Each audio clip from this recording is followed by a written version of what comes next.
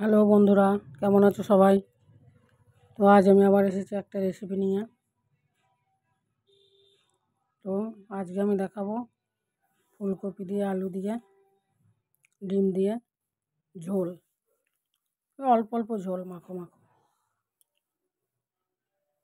তো বন্ধুরা দেখুন, আমি একটা ফুলকপি নিয়ে এসেছি। কপিটা এবার আমি কেটে নেবো। ফুলকপিটা কেটে নিলাম। তো বন্ধুরা, রান্না তো সবাই জানে কম বেশি, তো আমি একটা সাধারণ রান্না দেখাবো। এটা খুব ঘরোয়া রান্না। 3টে ডিম সেদ্ধ করে নিয়েছি, আর এদিকে ফুলকপি আমি কিছুটা নিয়ে একটু ভাপিয়ে নিলাম। ডিমটা সেদ্ধ করে নিয়ে ছাড়িয়ে নিয়েছি। ছাড়িয়ে নেওয়ার পর ডিমগুলো ভেজে নিচ্ছি, আর ওদিকে ফুলকপিটা আমি ভাপিয়ে নিয়ে ঢেলে রেখেছি। তারপরে ডিমগুলো ভাজা হয়ে গেল, তুলে নিলাম। তারপরে কড়াতে তেল দিয়ে দিলাম আবার, দিয়ে লম্বা লম্বা করে আলু কেটে রেখেছি, ওগুলো নুন তেল দিয়ে ভেজে নেব। আর এদিকে আমি একটা মশলা তৈরি করে নেব। আদা বাটা, রসুন বাটা, কাঁচা লঙ্কা বাটা, শুকনো লঙ্কা বাটা, জিরে গুঁড়ো, হলুদ নিয়ে একটা পেস্ট বানিয়ে করে নেব।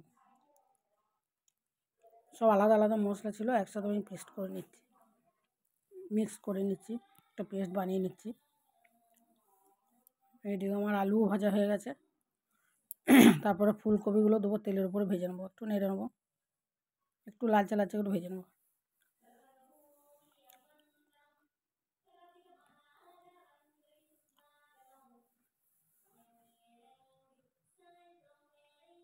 এই ভাজা হয়ে গেছে ফুলকপি আমার।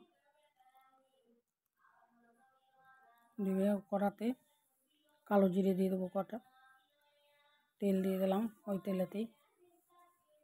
তারপরে একটা তেজপাতা দিলাম।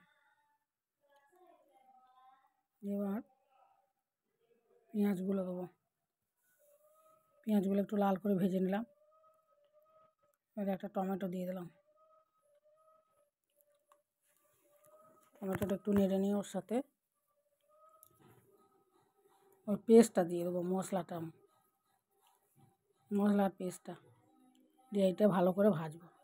ভাজতে ভাজতে টমেটোগুলোও গলে গেল, ভাজা হয়ে গেল, তেল বেরোচ্ছে। এবার দিয়ে দেবো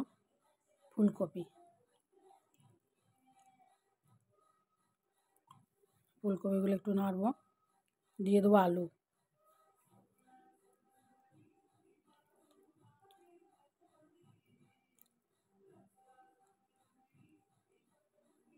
এবার এটা একটু কষাবো, একটু জল দিয়ে দিয়েছি, তলাতে না যেন লেগে যায়। জল দিয়ে এটা ভালো করে কষাতে হবে, যেন মশলাগুলো ফুলকপির ভিতরে ঢোকে। তো ফুলকপিটা আগেই আমি একটু নুন দিয়ে ভেজে নিয়েছি, নুন হলুদ দিয়ে ভাপিয়ে রেখেছিলাম। আবার ভেজে নিলাম ওই তেলেতে। এবার এটা ভালো করে এবার কষাবো। মশলা কষাতে হয় ভালো করে। তারপরে তেল ছাড়লেই সেটা জল দিয়ে দিলাম। এর পরিমাণ মতো নুন দিয়ে দিলাম। যেহেতু নুনটা আগে সব একটু একটু করে দেওয়া আছে, তারপর নুন একটু কম করেই দেবো। দিয়ে ঢাকা দিয়ে দিলাম।